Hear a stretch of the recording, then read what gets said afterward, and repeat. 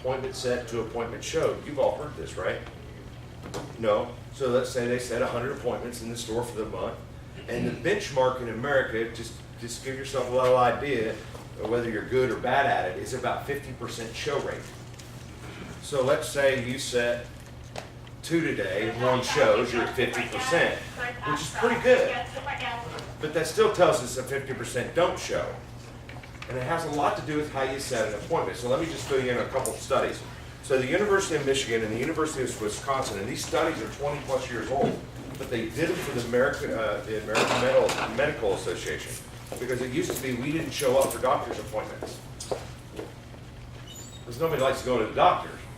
Then doctors started charging us not if we don't show up, so then we were really good at changing the appointments. You guys understand how this works. But what came out of the study was, and you'll see airlines do this a lot as well, that people respond to east-west time differently than they respond to north-south time. So that means there's a 70% difference in show rate when you set an appointment on the 15s and 45s versus the top and the bottom. So in essence, you never set appointments at 4 o'clock, you set them at 4:15. You don't set appointments at 4:30, you set them at 4:45. A 70+% difference in show rate, just from that alone. Yeah, it's psychological. That's the reason why flights leave at 4:09, not 4 o'clock. You ever notice that in an airport? They're all weird, because psychologically it just tells you that you're going to remember that totally different than 4 o'clock. 4 o'clock to most people means 4:10. That's acceptable standard in humanity today, to be not, because it drives me crazy not to be on time. Tammy's like that too. That's the reason why I start meetings on time whether other people are, and the reason why most people show up late to meetings is because most people let it happen and they start the meeting late. It's human nature. The reason why I bring this up is because you set the appointment on the east-west time. Pretty cool, huh? Now, I gave you a tidbit of a phone up. And I know that some of us struggle to try to sell a car on the phone, and we know how effective that is. And we've got to try to get them in here. So I gave you one tip to engage them. Listen, if you get a guy on the phone or gal on the phone that says, "Hey, listen, I can come down," and don't you ask them, "What time can you be here?" You've got to stop doing that. You've got to tell people what to do. You got to remember that salespeople 101, salesmanship, is you've got to persuade people to do what you want them to do. And we have this fear because we're on the phone. This typical human nature is that we don't want to piss them off, so we kind of ask them. You never ask anybody when they can be here. You always tell them when they need to be here. Yeah, like I have a 4:15 available or a 4:45. You give them an option, which you just said, but you don't say, "When would you like to come?" My favorite recorded phone call was from a Dodge store in Lexington, Kentucky. Guy got a phone up, and you know they're all recorded. And the phone up, the guy said, and it's like 9 o'clock in the morning, like, "Hey, can I help you?" You guys, you can't make this stuff up. And the guy says, "Yeah," and says, "Now," the customer says, "Okay, I'm interested, I'll come down." He's like, "Now, how long are you going to be there?" He's like, "Oh my God, are you busy?" "No, shoot, you can shoot a cannon through this place." And then I know, it's classic. And then he asked the guy, he says, "Well, how long are you going to be there?" And he says, "Oh, I'm going to be here all day, so anytime you want to show up, it'll be good."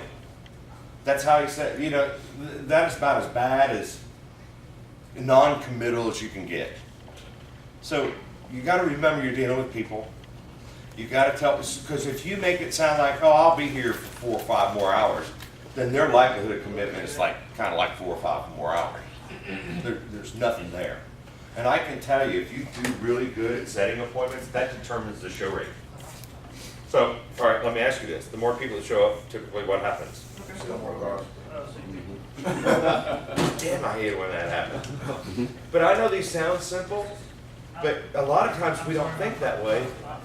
We just don't. But I can tell you what, if you do that, it will change your business. You will double the amount of people you get to show up here. Double.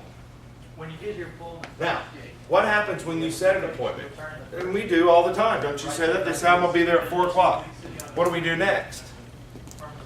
How would you like to be able to take that 50% show rate, or whatever it is, because you don't really measure, you should, and then increase that by 30%? Would you like that? It's right there. It's right there. Oh, you're gonna be here at 4 o'clock? You know what you do an hour before they're supposed to show up? No, Text. no. Video. You're getting, all right, so, and I don't know your operation here, so you're off to help. So I got a guy coming at 4. What do I do with the car? Get it when you get ready. So you gotta go back to Make Ready or Recon and spiff it up, right? You may have to go throw a couple dollars of gas in. You gotta get it ready. You're not gonna let the thing look like crap till 10 till 4. You're not gonna do that. Is that pretty fair to say? So you set that car somewhere by itself, or as well as you can by itself. You get a buddy to help you, and here we're going back to video again. This is the biggest guilt trip known in the car business. It's probably one of the most successful things dealers are doing today. They literally say, "Hi, I'm Jack. I just want you to know your car's completely ready for your 4 o'clock appointment." And if it's certified, you say that, completely safety inspected. If it's a certified car, you're selling here. I just want you to know it's completely gassed up, completely clean, completely inspected. Look forward to seeing you at 4 o'clock and ship it right to their smart device. 4:15. Now what's going to happen? At 4:15. 4:15. Good corrections. There's some learning going on here. Not much, but a little. I'm trying here. But my point to that is, what would you do after you get this? You'd watch it, and then what else would you do? Hey, look at the car I'm going to go look at 4 o'clock. Did you know this? 47% of women will post that video to a social media site to ask their friends their opinion. You can't buy that kind of advertising. If 2 or 3 of their friends says, "Oh man, that looks just like you," you don't have to sell anything. Just make sure they show up. Seriously, I mean, we forget these things, that this is how human behavior works today. But I can't tell you the show rate increased by sending the video. You just changed the whole appointment. Now the cool thing of it is, people are guilted in, if they can't make it at 4, of calling you and saying, "Hey, I told you 4, I got caught up, I can't be there till 6:30. Does that work for you?" And you'd be like, "No, I have a 6:45 available." You guys do remember this now. You are writing this down, right? 6:15, 6:45. East-west time, not the north-south time. Reconfirm the appointment after the car is spiffed by video. Even if you already sent them a video on it. All you're doing is telling them you're ready. You're here to earn their business. Now, why this may take you, 5 or 6 minutes out of your life, but if you increase your show rate by 30, 40%, if you get it, what's your closing percentage you get somebody here? Well, because of the quantity, that's just high. I mean, that's in my closing rate, probably. 80%. So if you're an 80% closing ratio, you just need more people here. Right, exactly. So if you can improve getting 10 more people a month in at 80%, that's 8 more cars. Right. Everybody's math's going to be different in here because you all have different inventories and different stuff. But math is still math. You're improving your business. That's how you make a living, right? That's right. Now, how many of you are owners versus just commissioned salespeople? You're an owner? Sales? So, big difference, right? But it's the same thing, right? Yeah, selling cars, moving metal. So, Stan, that was a great first one. But there's just a couple little tidbits to help you. Remember, these are people, humans. Don't try to treat them like they're selling them right there, because you will fail. And you guys already know that, except we keep doing it. I don't know what's wrong with us. It's fear. We get scared. We get scared. We get scared they're not going to show up. And the fact of the matter is, we've never been trained how to make them show up. And I can assure you, set an east-west time and say, "Listen, I have appointments available today." When's the last time you put that in your vernacular? I have appointments available. It would be vocabulary, by the way, not vernacular. Don't write that down. But, what does that make it sound like to somebody? What you're doing business. That you're busy. There's nothing Creates a more. sense of urgency. Absolutely. I like When's the the last video time? because it creates a sense of obligation too. And That's- this guy went and did all his video when we got the car ready. That's what we're building here, is engagement. Where they're committed to you. At least they're going to give you the decency of coming to see it. And if you're a good enough salesman, you get in front of me, I'm delivering them. You just want them here. And I think you bring up a really good point. I think that most people don't feel any obligation to us, and the only way we can build that differently is through different ways that we've been doing it before. A video, sending them, caring about them. Now, I think that the only way that video would probably work, because a lot of us, we deal with cities, we're blessed to be a city because of the amount of people that come in just looking. So you got to change for 20? Okay, go ahead. But where, Richard and John Camacho. Slow catching on, dude. I got you on that, though, advertising business. But I think that we might have to get Stan to maybe, we have a better chance to get the video team to help us with that, opposed to grabbing a guy. Because every time I can ask a guy just to give me a ride, just pick up a car. I'm busy with a customer right now. I can even imagine trying to get them to do a video. Hey, $5 will get you anything in a car lot. Will it not? Is that not true? Somebody give you a live spot for doing something for 30 seconds, you do it, right? Yes? I'm down. And even Jacob, right? Yes. You'd probably take 250. But if you did 250 20 times a day, well, listen, that's income. That's tax-free income. That's like making $100 almost after before taxes. So, but I can tell you that this has been very effective in getting people to commit to the appointment. And you know, it's kind of interesting when we listen to phone calls. You know, you don't hear anybody say to somebody. Now, a couple of good ones do. But when's the last time you picked up a phone? Somebody, you got a phone up, and you say to the guy, you know, you're the 5th person to call about this car today, even though it wasn't. What does that tell somebody? I'm bringing it down there. You know, I got some appointments available, but you know, you're the 5th one to call about this car. It's hot. I don't care if the damn thing's 60 days old. They do not know that. But it's selling. It's selling. You've got to get them here. Otherwise, it doesn't matter. So, you know, think about just little bitty things like that. Like, this car's so hot, you're the 5th caller today. People love to do business with people that are doing business. No question. They like to do business with successful people. Somebody else is already okay, that you're okay to do business with, so they feel comfortable doing business. How many of you ever been in a store with the salesman, and one of you may have been one of the salesmen, you walked into their office, and literally that office has no wall space, and it has 300 Salesman of the Month plaques on it. You know who I'm talking about? Okay. You've worked with somebody like that. What do you think the man and woman that sits in that office thinks when they sit down? Holy shit, we're gonna buy something. Because that's really what's gonna happen. I mean, you don't go into that den without coming out without buying nothing. That's why all those plaques are on there.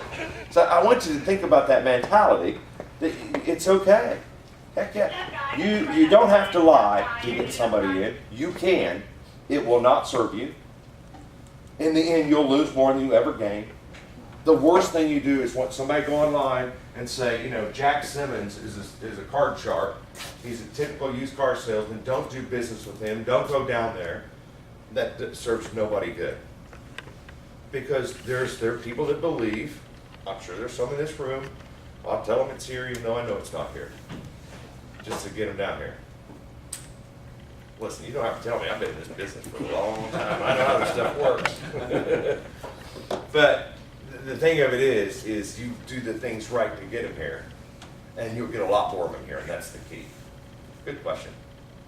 Anybody else? I know you have more. Maybe see anybody. What's your number one thing? Mine? Yeah. Better memory with names and needs. Okay. I've Take a got to picture where of it. I say the name like 7 or 8 times after I meet them in a row, just myself, and it helps me a lot. Meet them on the phone or meet them in person. Both. Okay, good. So it's hard for you to remember. Yeah, but I've gotten better about repeating it. in How my do head. you do it? Just when I meet them and shake their hand, I say their name 7 or 8 times. Always associate the first letter of their first name to something that you associate with. Mhm. Always associate the first letter of the first name that you associate with. Let's say their name is Jeff, and they'll tell you if it's with a G, won't they? Yeah. You ever notice that about people? Because they're different. So they're going to tell you they're different. Weird people. So what does G mean to you? Yeah. Golf. Golf, go. You a golfer? A little bit. You look like a golfer. You look like you should be on tour. Hey, Doesn't he look like a golfer? He does. Do you ever do any work? Just kidding. Right, so. Yeah, probably right. So always remember the first letter of somebody's first name and relate it to something that you know. And your cognitive memory will come back. See, you're not, and most people in the world are 3 things. They're either visual, auditory, or kinesthetic. Visual, auditory, or kinesthetic. Now, that sounds really fancy, doesn't it? When a guy or gal tells you on the lot, tell me about this car, and you start to go into the car and say, see this, look at this, see this, look at this, they're not paying a bit of attention to you. They told you to tell them about the car. You want to learn how to close more deals? You learn what the person is. If somebody says, now show me how this works, you don't stand there and say, okay, now if you put this, if you start telling them how it works, they're not listening to you. Interesting, isn't it? It's visual, auditory, or kinesthetic. Kinesthetic is both. But when somebody says, show me, don't tell them, show them. When somebody says, tell me, don't show them, tell them. Does that make sense to everybody? Yeah, it's really interesting. I mean, some of the best educators in the world use these in classes to train students in all ages, including adults. I can tell you right now, if you want to not fight with your wife, right, find out what she is. If she's auditory, quit showing her things. If she's visual, show her all kinds of things, right? It's interesting because your communication will be better. Because you're listening, they're telling you how they want to talk or communicate with you. Kind of interesting, isn't it? Stan would be what? Let's see, let's do a test. What would Stan be? Auditory, kinesthetic, or visual? Kinesthetic. Cool. Why would you say that? Because they want you to tell them what you're going to do and then show them you did it. You quit telling them about the labor and show them, but. That's right. Yeah. Don't tell me how to build the clock. Just tell me what time it is. That's his favorite. The clock? I use the clock a lot. You do? Oh, that's pretty easy though, right? Okay, good. He wants you to show him the value and then tell him what's in it for him. Yeah. That's called the whiff 'em. We're all whiff 'ems in here. So that's a good one. So at least you're identifying things, because there's nothing worse than ma'am and sir work pretty good too. Yeah. People love to hear that, right? Oh, no question. Oh, no question. If you really want to get good at it, just go buy a bunch of name tags. And when they come up, you just carry a little Sharpie with you.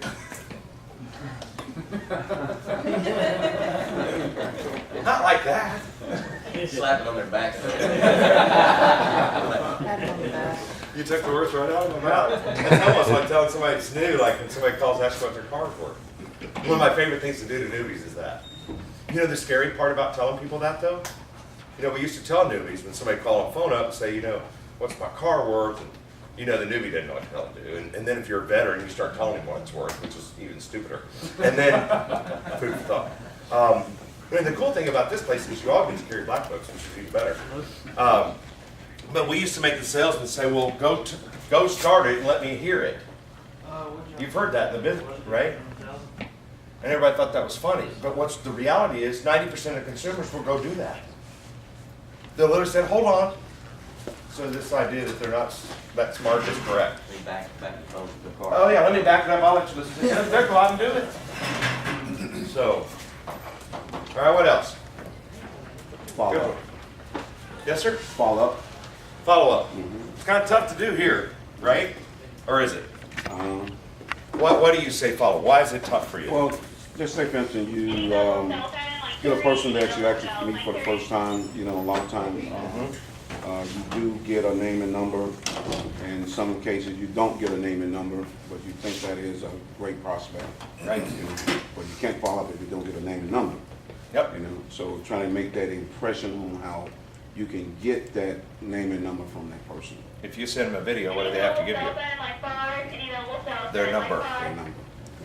Yeah. That works out good. That's the reason why I say that, to do the video, is because you're going to get their contact information. Let me just give you a little insight. About 80% of used car shoppers today, 80% are necessity purchasers. That means they have to buy a car. Now, we're not talking about the guy that's looking for the Carrera S weekend spinner. That's not who I'm talking about here. I'm talking about normal, everyday people. 3 reasons why they're in market for a pre-owned car. The first one is their car's been totaled. You guys know this. The second one is the car they have is not reliable. And the majority of it right now is somebody adding a car to the household. So a teenager or somebody coming of age that needs an automobile. You can ask that question or those questions and you'll be 80+% right in asking those questions. They're necessity purchasers. Whole different way than a new car consumer coming in the funnel and how long. So right now, it's about 50% of people that enter market today will buy within 30 days or less. The funnel has shrunk. You know, it used to be people took a longer time, only because they had to travel to go look. Today, they don't do any traveling. They look here. So we know that technology has shrunk the time frame in which a consumer enters markets and then purchases. The other 50%, and here's the biggest thing, a lot of people, so follow-up's key, is that 30 to 90 days old, 30 to 90 days old are almost 35% of the rest of the market. So let's say you get somebody that's hot on something, you get their information, but you don't follow up. 2 or 3 days you do. It's, if they're not hot, we can them. We move on. Move on. It's just the way we are in this industry. But that's everywhere. But what we're finding is that people that actually follow up the 30 to 90 days back with people find out that they're in market still. But we dropped them because we're moving on. We need fresh stuff. Good fresh up. Are they procrastinating? No, or they just haven't found what they wanted, or there's economic influences. Right now, while August is good, but September and school months, you don't see a lot of down payments. You typically, historically, see our industry slow. For that reason alone, because the out-of-pocket expense or money that was spent was typically towards school. This year they're forecasting it's almost $600 per household spent on school clothes and supplies. That's a lot of money. So we see this cyclically in the industry, as it would be. And then the next month, people are still buying, still market. But just remember that people typically have to have a car for those 3 reasons. And follow-up should be kind of easy, but you got to think about, let's say things are slow, and this is when we kind of start digging for stuff that we don't know what to dig for. Does that make sense? When you're slow and you're not slow, you're having a record month. Next month may not be a record because of what I just said. So go back to those 30, 60-day-old people that you got some leads from and follow up with them. Send them a video of yourself. Hi, my name's Jack. I know you're interested in a car. I don't know if you're still interested, but I'm still interested in helping you if you are. Here's my number. Give me a call or text me. Send it to 15 people. You're going to get, I can tell you right now, you're going to get 2 people to respond to you. 2 out of 10. 2 out of 10. If you did 10 once a week, 2 out of 10 will get back with you or still in market. That's a lot. Now, I'm not saying you're going to sell them. I'm just saying that you have an opportunity out of it. We just live in a culture, and not just here, but every dealership in the country. That's the reason why they built BDCs. That's the reason why they built separate departments to do the follow-up part. Because we as salespeople, we want fresh ups. We want live, something we can spot deliver, tail lights burning gas. You know what I mean. So follow-ups, the different. See, and here's what's interesting about this. Is that we created tools, and in a dealership they're called CRM tools, customer relationship management. It's a tool, you put the customer's name in it. Every time you talk to them, you put that in. You guys know what I'm talking about, right? And those tools then send out all these letters to people that nobody ever reads. Less than 2% of all those are ever opened. These email blasts that you don't read them because they're not personal. And not to mention that they may be on a totally different car today, 2 weeks from now, than they were when they first contacted you. And in the Google study, which I kind of mentioned earlier, if you looked at a funnel, and in the top, let's say I'm interested in a used CRV this week, and then I email you on one. So you're thinking I'm still on a CRV. The next week I'm on a Toyota Camry. But you still think I'm on a CRV. Guess what? I'm not talking to you about CRV anymore. You see what I'm saying? Because people do switch. Listen to this. You think it's tough. So, over the age of 34 to 64, the average automotive consumer today goes to 18.2 websites to purchase. 18.2. That's why it's getting more and more difficult to source where people came from. You, as independent, Stan would probably know, he'd like to know even better. Listen to this, between the ages of 24 and 34, it's 28. Because they can. They do. They go everywhere. They're on their mobile devices. Now, just to put it in some good context because of the time of year we are, this will tell you what kind of society we live in. The average American only visits 7.2 websites to elect a president. So I just want you to think about that. at 28 to buy a car, something like that. All right, let's see. What'd you write down, young man? Getting phone ups to the lot, guiding customers to units, and closing on sticker prices. Okay. Yeah, you know, because I only got a couple minutes left because we gave you 11:30 time to be done. So I can tell you this in my career, you know, and this is fear. If you don't think the car's worth that much value, we always start below. Right, it's human nature. But one thing I can assure you, you can't go up. You can always come down. And you know, the hardest thing for you to do, especially on a phone hub, and what do people ask you? You know, if you tell them it's $16,995, it's like, is that the best you can do? Say, sir, that's absolutely already the best price on the internet, period. And you already know that, or you wouldn't be calling me. When's the last time you said that? We forget to take control of the phone call, not the way you kind of were talking, because I know. But actually say that. Hold price integrity. Because guess what? Until they get here, it doesn't matter. You can tell the damn thing's a dime. But if they don't show up, it doesn't matter if it's a dime. So keep your price integrity. I mean, I might assume you're on commission, right? Yeah, so you get paid by the gross, right? So my recommendation would be for you to always start them there. Start them high. You can always come down. You can't go up. People will pay $3,000 for a piece of furniture that costs the company $600 to build. Right. But yet, you know, for somebody like $500, they want every nickel and dime out of you that you get. Do you know why? Because that's called conditioning. The reason why people come online and ask people by email, what's your best price on this, is because they're trained to do that. I mean, I've been on the showroom floor for 30 plus years, and other than one time in my whole career, have I had somebody did not walk in and say, what's your best price? I mean, it's just been conditioned in us in America for years. And it's like, that isn't. The moment you tell them that's the best you can do, let's make sure you like it. Let's make sure it's comfortable for you. You know, what do we do with people when they walk in the showroom floor and say, what's your best deal on that? What do we do? What do we do in the showroom floor? What do we used to do? We slowed them down.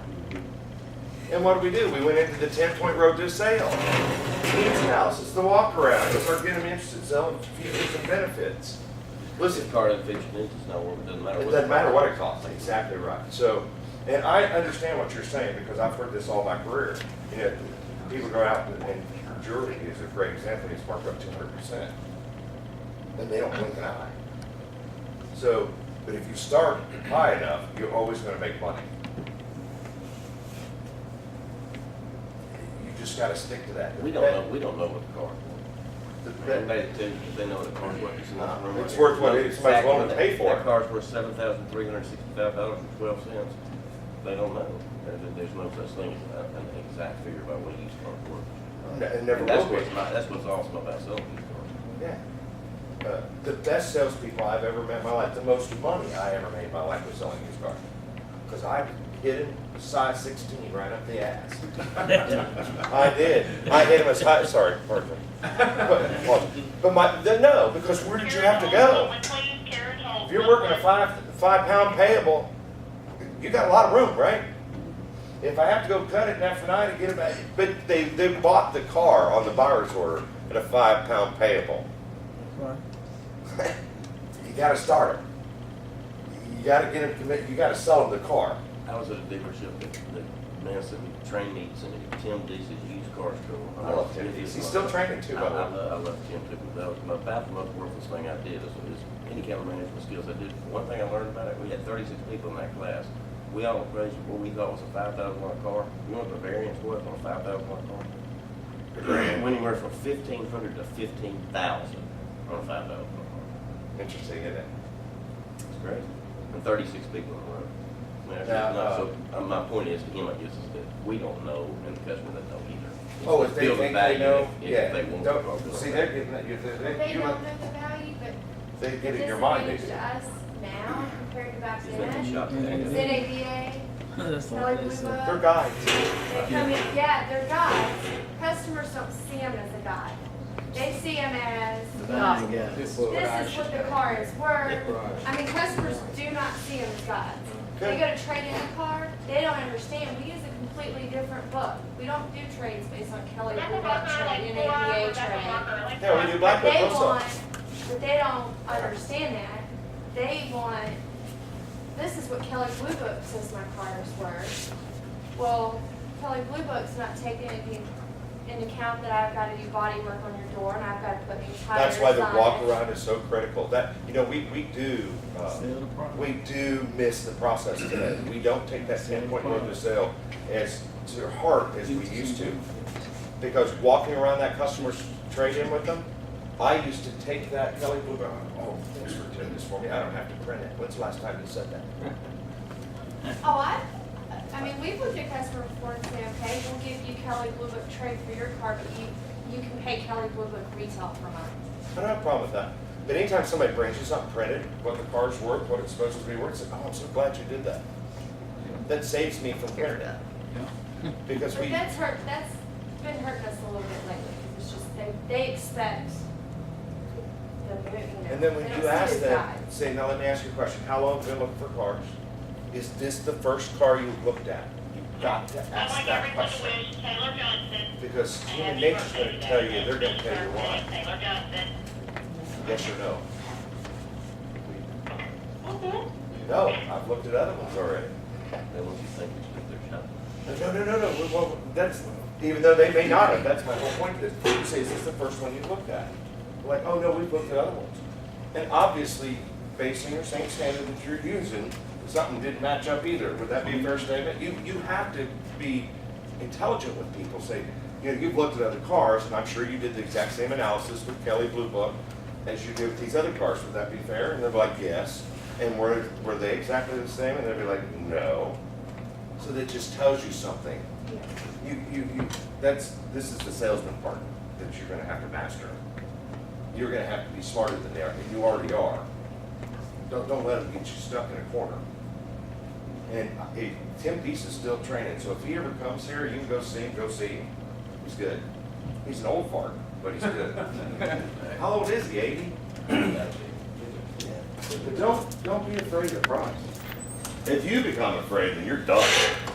I can tell you. My first salesman, his name was Ronnie Cook. He was from Alabama. All right. He used to be a wholesaler. Anybody know him? Ron Cook. Ever heard of him? He's a legend in his own mind. Do you have a question, sir, and then we'll finish? Yeah, but price integrity, you recommend total price integrity when anybody asking about the car? Absolutely. So this is the best price, that's why I'm really. Yeah, at best price, absolutely. Yeah. Hey, you know where most people, you've seen the movie, you've all ever seen the used car, not used car movie, but the other used car movie, the one that's kind of X-rated, R-rated, and the guy says, he walks out of the lot and he says, what's the best price? I'm not coming inside. Have you seen this? Oh no, he says, I'm not coming inside, I want the best price right here. The guy says, hold on a minute. Gets Jacob, the lot porter, grabs a desk, takes the desk, outside on the car, right next to the car, sits down with him with the buyer's order, true story, starts working up the deal, hits the guy like just peeling him off the ceiling. The guy's like, God, yeah, this is ridiculous. What, do you think I'm an idiot? And the guy's like, no, but just in case you were, I didn't want to miss the opportunity. That's the first thing he says. It's funny, it's humorous. He says, well, how can I get a better deal? And he goes, inside.